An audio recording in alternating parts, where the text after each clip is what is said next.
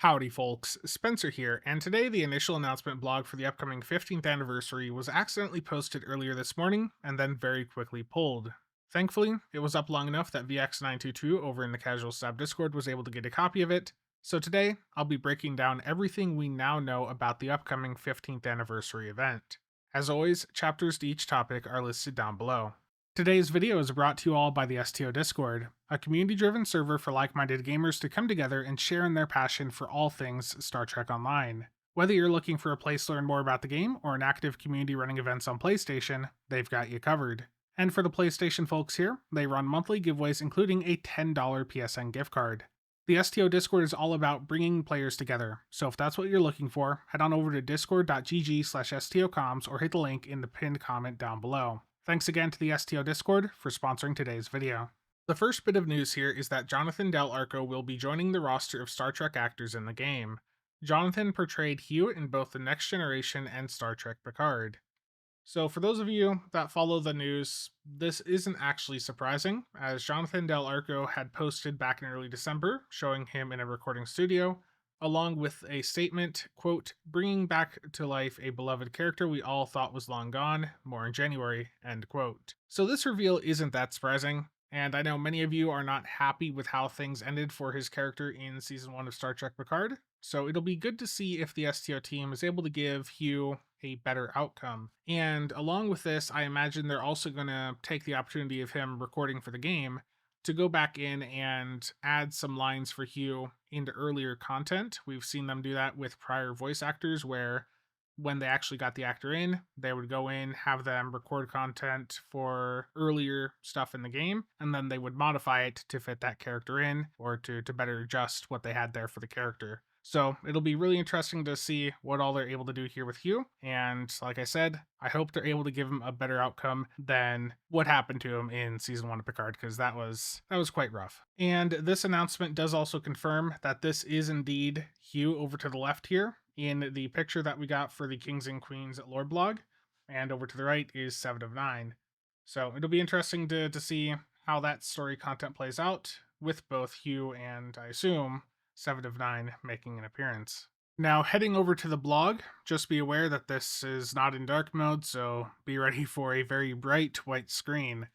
So starting at the top here, in celebration of our 15th anniversary, we're happy to announce that Star Trek Online unveiled the 33rd season of Star Trek Online. It will launch on February 11th, 2025 for PC, and will launch on PlayStation and Xbox on March 11th of 2025.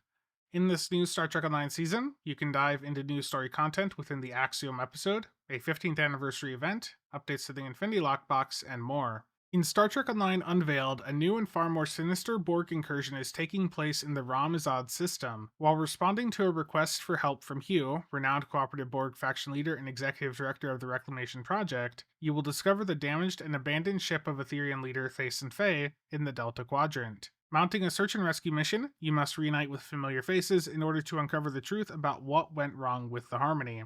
And then they have a bit here about Jonathan Del Arco, which I already covered. And scrolling down to the bottom, the new episode is basically just repeating what the second paragraph had.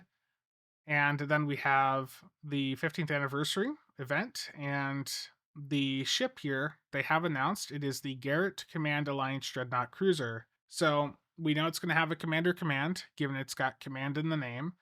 With it being an alliance ship, that's Khitomer Alliance, so this is going to be a hybrid between two of the factions. And with it being the Garratt, I imagine that's named after Rachel Garratt, who was the captain of the Enterprise C that we saw in the TNG episode Yesterday's Enterprise. So with that, this could be either an Enterprise C or D, that's then a hybrid with some like Klingon elements, because in that episode the Klingons were very present. The Romulans were also involved to an extent, but I think a fed Klingon hybrid would make the most sense here.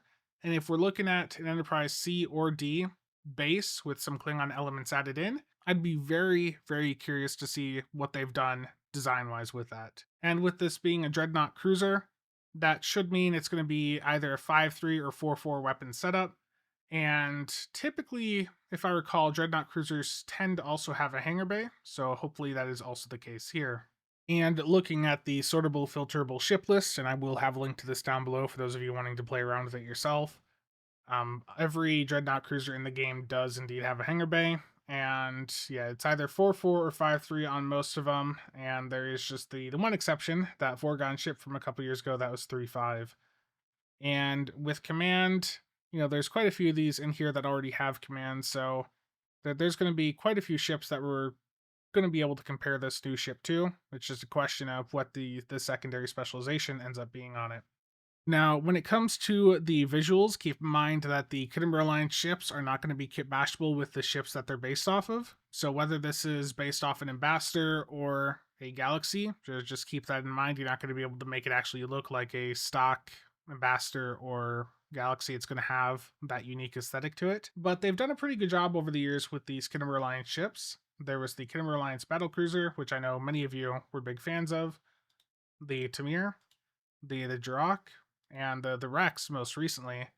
That ended up being pretty popular. That was a blend of a Defiant and a Jem'Dar attack ship, and that was very well received. So I look forward to seeing how they're able to hybridize an Enterprise C or D with some Klingon ship design.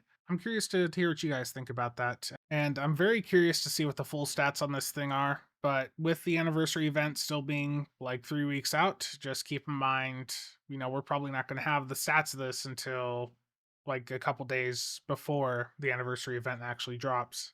And the last bit here is about a brand new lockbox. So up above, they mention updates to the Infinity lockbox. So I wonder if the last generation stuff, the Deuter stat, the box that we got with the last anniversary, I wonder if that's being added to Infinity alongside this update as well. And the new lockbox is Discovery Partners in Crime. So that's referencing Maw and Locke from Season 5 of Discovery.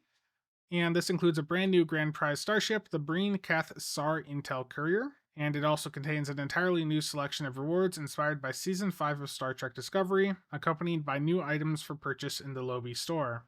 And given the name of the lockbox, I think it's safe to assume the ship is the one that Maul and Locke were using throughout Season 5.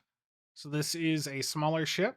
Now, obviously, we don't know what the stats of the Breen SAR Intel Courier are yet, but we can take a look at the Courier Pilot Raider to get an idea of what we can expect here.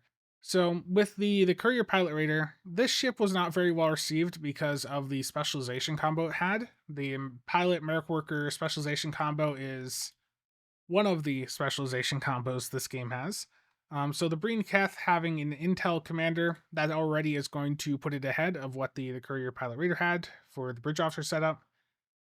And if you look at the weapons here, this is about the only other thing we can determine right now, is that if it's like the Courier Pilot Raider and most of the other smaller Raider type ships in the game, this is probably going to have just 6 weapons. So the possibilities there are a 5-1 setup like the Courier Pilot Raider, or a 4-2. With the current meta, most people are going to prefer a 5-1, so that's what I would guess they're probably going to do here. So that is pretty much all we can determine right now about the Breen SAR Intel Courier. We're still a little bit out from getting the actual stats blog for it. I'm releasing this video on January 22nd, and the anniversary update is going to be dropping on February 11th. Typically, the ship blogs don't go live until just a few days prior to the anniversary dropping, so it'll be a bit before we know any more information, but as soon as we do know more, I'll make sure to let you guys know. And that's going to be it for today. I know the information isn't very in-depth yet, but as we get closer to the anniversary, we're going to get some blogs that are covering things in more detail, and as soon as we do, again, I will be covering them as soon as possible. But let me know what you guys think of what we know so far down below in the comment section, and as always, thank you to all channel members and viewers for the continued support. See you guys around.